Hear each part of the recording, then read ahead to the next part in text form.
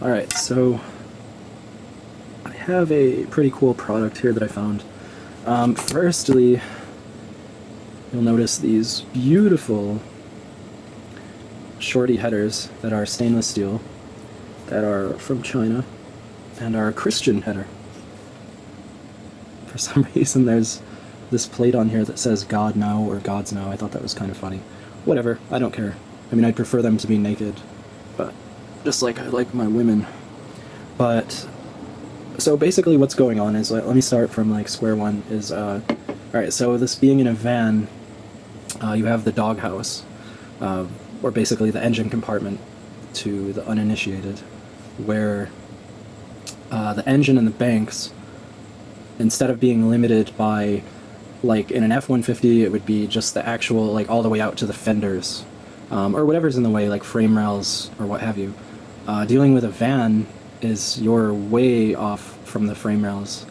So even though heads on an engine kind of have that downward pitch like that at an angle, clearance does become an issue. I should have brought the long tubes out here to show this, but clearance with the long tubes I had became an issue on this cylinder, because the long tubes are equal length headers, and these are just basic unequal length. They're still a 5/8 primary, so they're still fairly large, at least for the size valves that are on the exhaust, and then it's basically just to do a 2-inch collector if you're measuring from the flange before your downpipe. So these were not that expensive at all, but they're still stainless steel, they're still headers, it's still a big improvement over the exhaust manifold. If I had to choose, like, yeah, I would probably run long tubes for overall power, and really just ease of setup, because, well, then again, in some ways this may be better, like to be closer to the stock exhaust manifold, just for reasons of the O2 sensor going to the ECM. So even though I have to run a wideband, and I'm going to run that as a standalone on the left bank, the right bank still needs its factory loom to kind of fit up. So I don't know yet. I may sell the long tubes. I may hold on to them until the engine goes into the van. Then I'll see, like, well, are long tubes even an option? The problem I noticed is when I set the long tubes up, the collector of the long tube also comes pretty close.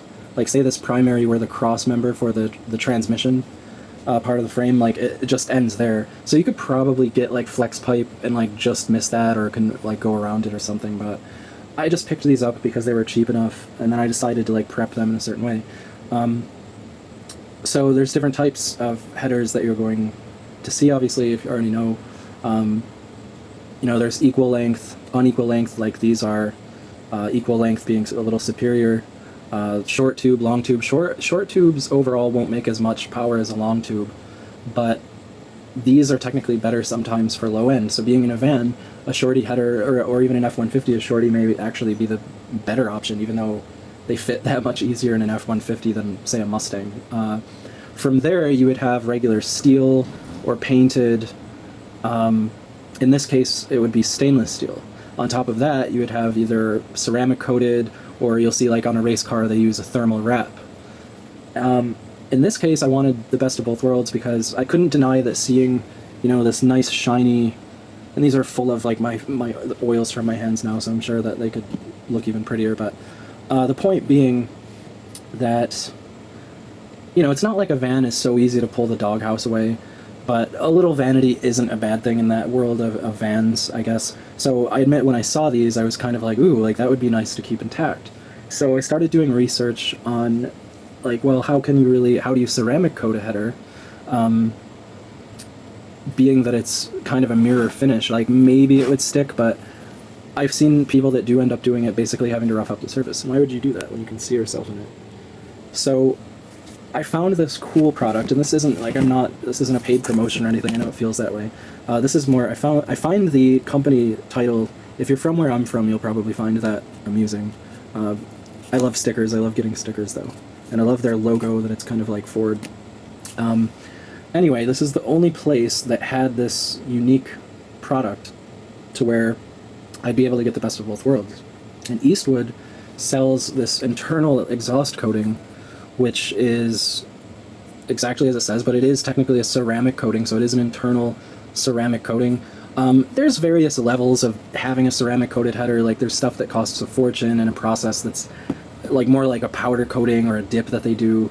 But this is still pretty awesome to be able to pick up for like $20 or $30 and coat and protect your headers, while in this case maintaining that stainless steel reflection. Like if it does matter that you want a nice looking engine bay, what have you, like it's cool. You can't deny that. I mean, this is like why people dig motorcycles a lot of the time and seeing chrome and stuff. The problem is obviously not heat treated, they're going to turn colors, which I still think looks awesome. But that's not why I'm not coating it just because of that.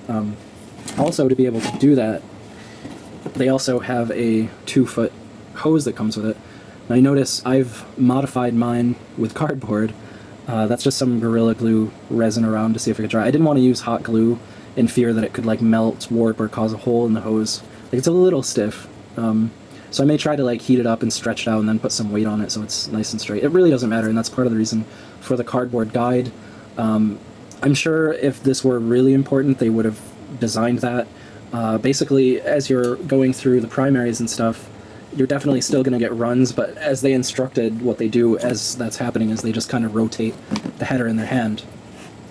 So ceramic coating, or coating in general, like I mentioned before, like heat wrap, there's basically 3 benefits going on. In a van under the doghouse, it can get pretty hot because all that air, I mean, I've seen it happening with my last conversion van. I was hauling around a 1967 camper trailer, and like, it probably could have used a new radiator, and I think the AC condenser was clogged up with bugs, but it was definitely overheating overall. And this is something where, according to literature, ceramic coating can lower your underhood temperatures by, well, they use the term like tens of degrees, so that could be anywhere from 20 to 90, basically. But in a doghouse, in a van, all of that airflow coming through your grill is kind of mostly hanging around that doghouse area because the engine's sitting lower. It doesn't have as much space around it, so it's kind of a combination of the actual airflow as well as the geometry of the engine. In my case, I put 4 louvers in my hood, and that was when I was still doing a supercharger because it definitely would have gotten hot. I had thought about doing something, I wasn't exactly on that page for my headers, but I was actually going to wrap my long tubes. The only thing with that, here's the thing of why not to is, now you could certainly, like, you could do internal ceramic with external ceramic and then wrap it and you'll see a huge difference. And the reality is still trapping more heat with like a thermal wrap on top of that, is you're still putting the metal into that danger zone potentially by trapping excessive heat. So they should still be able to release a little heat. Like there's kind of a happy medium in that. So I don't know, a lot of people don't think it's a great idea to use thermal wrap on your headers, not because it won't make more horsepower, I'll talk about that in a second, but or that it won't really reduce your underhood temperatures. I mean, I've seen people touch their exhaust with thermal wraps after running and they can put their hand on it. So it traps that much heat in. The problem is just that that heat is going to destroy like a steel header. A ceramic coated one or stainless steel that was maybe like etched out and externally ceramic, not as much, but I think it's probably better to do something like this where it's internally ceramic coated. The reason being is stainless steel is already anti-corrosive, right? So you already have that world on the outside. Now, it's not 100% perfect. Eventually, over time, it'll definitely oxidize, and eventually, you know, it'll get some iron oxide into it. So I think that for a street application like this, the combination of stainless and internal ceramic is probably the best, and plus, again, you do get to have a little vanity, right? Like, it doesn't hurt to have a little pretty something on your engine, I guess. Like, mine's not really dressed up at all. Like, maybe the underdrive pulleys look good, like I painted the plenum and stuff like that, but if I pop the hood, you can't even see what's going on in there. Like, everything is seen from the inside. So I thought, like, okay, it'll look cool, like, when the doghouse is off, to be in a conversion van and see, like, oh, there's, like, chrome headers going on, so that's part of it. So the first and second upshot, like I said, are your underhood temperatures and protecting the metal of the header. The third benefit, and the coolest benefit to doing it, is an actual horsepower increase. because the hotter the exhaust gas temperature going through your headers, or even if you're doing a whole exhaust, is going to increase the gas flow velocity and help exhaust scavenging. And remember, if you looked at my ported cylinder heads, you saw that scavenge plateau to help exhaust move even faster out of that bowl. So doing this whole system is it's going to have a nice, hot, fast-flowing exhaust and overall make more power, all within...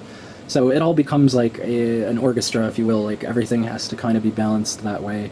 Everything is shaking the hand of the next thing that you're doing. How much power? Well, I've read that to put a figure on it, it would be like 3%. If you're doing like the whole exhaust, so like, you know, like 10 horsepower on a 300 horsepower engine. And the cool thing is, because this is internal, and this is 11 ounces isn't a bad amount, this will definitely do more than a pair of shorty headers this size. I'm trying to do an X-pipe on my build, if I can fit it in there and still do a side. I'm trying to also do a side exit, because I think trucks, it's not like whenever you hear a pickup truck that has a long exhaust all the way to the back, the exhaust just becomes an instrument, and it becomes less interesting of an engine sound characteristic, because you're taking more and more away from the raw sound of 8 cylinders coming out like a foot away from the exhaust cycle. So I'm trying to make that happen.